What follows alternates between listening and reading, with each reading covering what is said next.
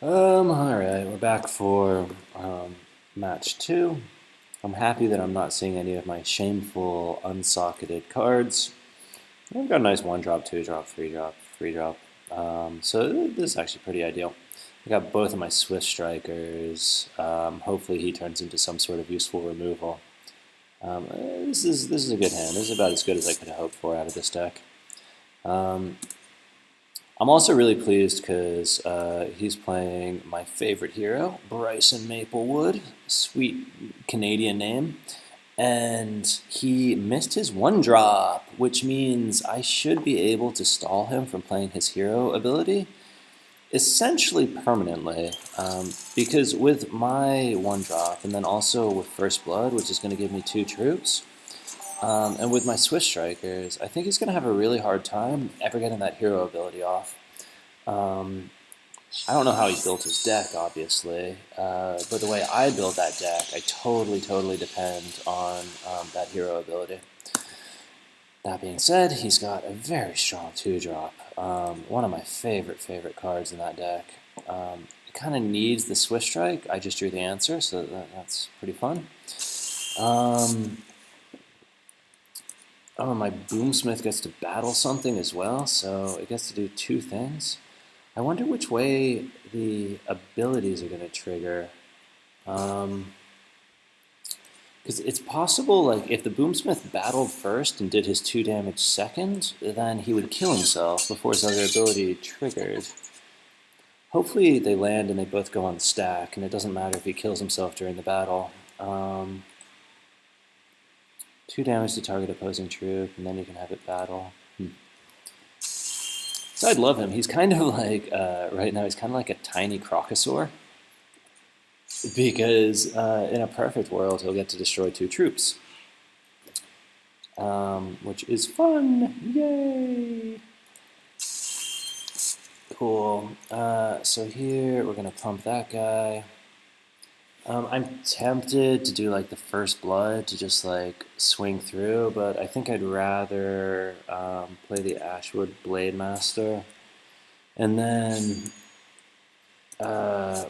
like, that's a much stronger card. It's just less funny. And then also, if he gets cheeky about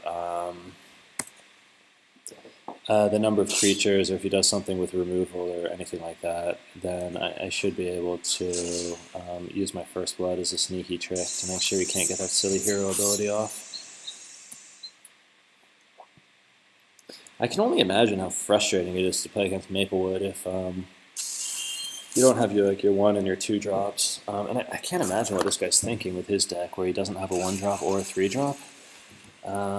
Like, you got a nice Boomsmith there. I guess I'll figure out about my Boomsmith situation next turn when I try to double remove. He's got to get rid of that guy, yeah. Which still leaves me in like a pretty alright place.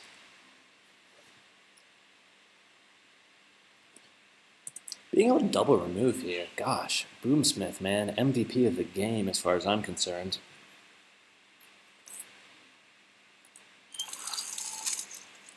Alright, now let's hope I can get this ability triggering thing to go correctly. Is it going to let me choose the order? Yeah. Well, leftmost effects will be added first. Those both look the same to me.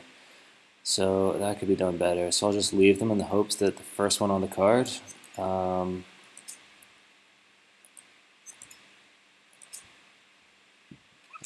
works. Did that manage it?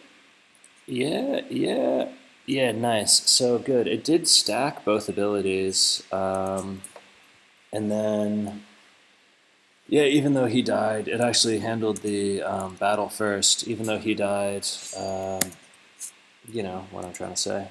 The other one still went off.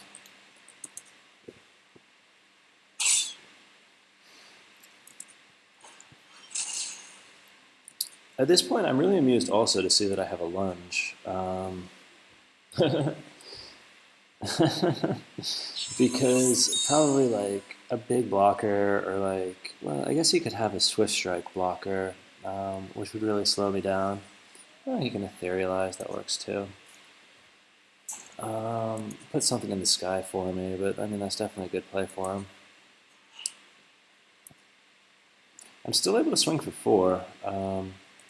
First Blood, not the best card in the world, but it's like surprising how often, as long as you're being aggressive. I think maybe the way I wouldn't use it is I wouldn't use it just to delay tempo and stall. Because like 2 chump blockers for 3 is hardly gonna like win you the game. But if you can use it to do cool stuff, then why not? Next turn, if he only plays 1 blocker, I should win because I can make 2 more attackers and then bump whatever gets through. So I think I have the game this turn. And turn.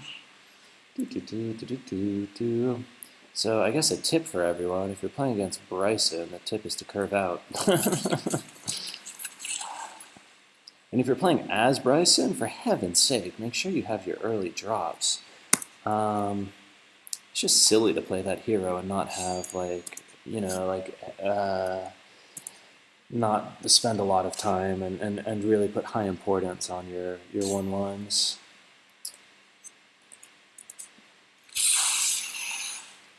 Yay!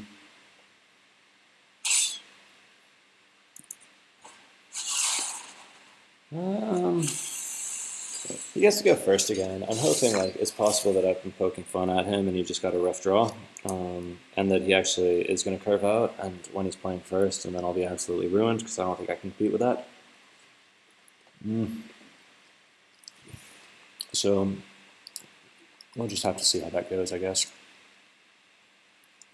It's tempting to play the volley of arrows in this matchup, and it's tempting to play the extra early beef, just to make sure that it's harder for him to curve out.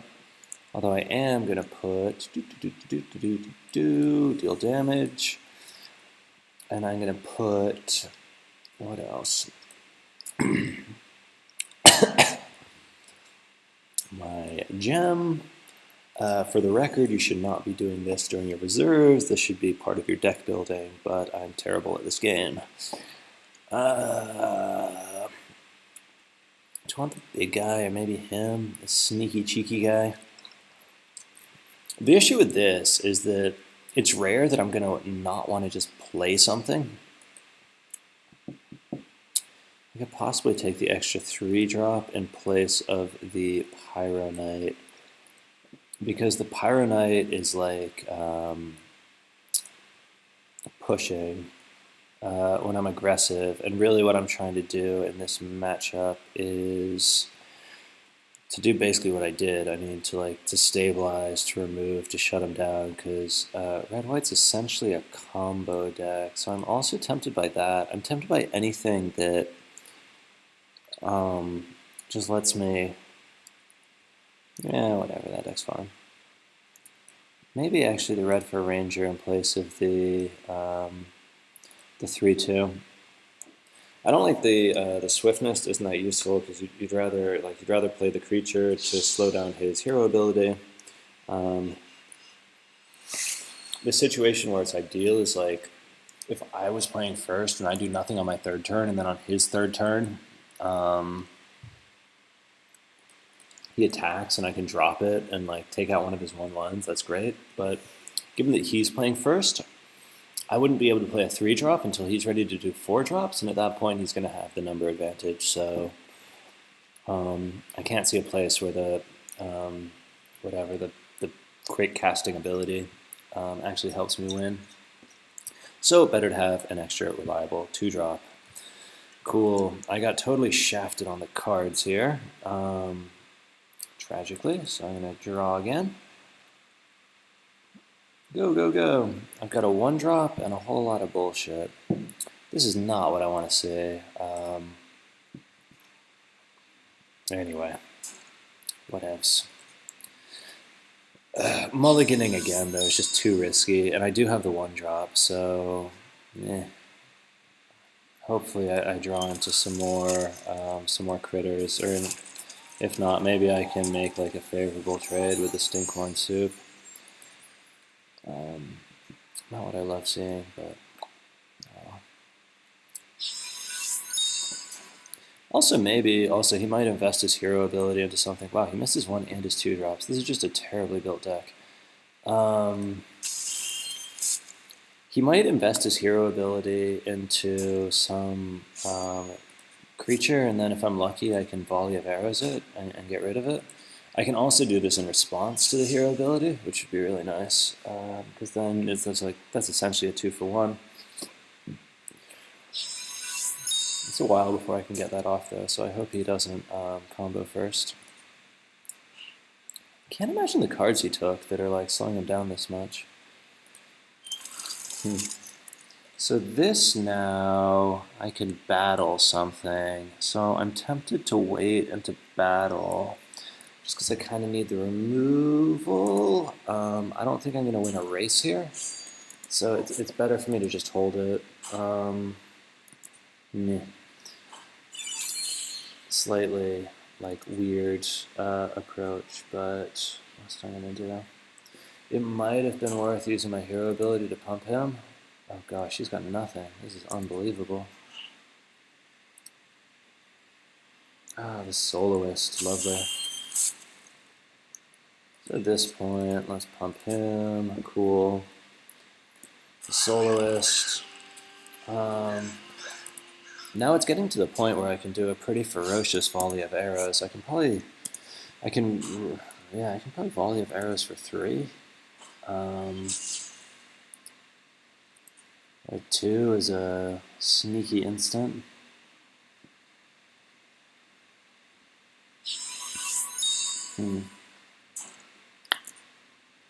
No 4-drop either.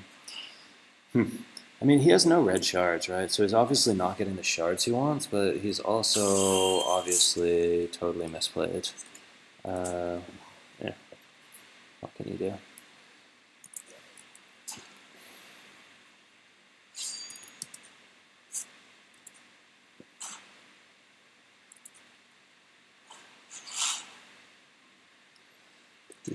I'm getting tempted to just like play the red for a ranger, because almost anything that he plays I should be able to attack into. He might have something big. Maybe he's holding like one of those bomby angels or like the giant artifacts. But no, he just wasn't getting what he needed there. Not sure. May have been a terrible deck with totally the wrong curve. But then again, Strife. I mean, he won the first game 2-0. So who knows what we can say about all this stuff. All right. Let me. Don't say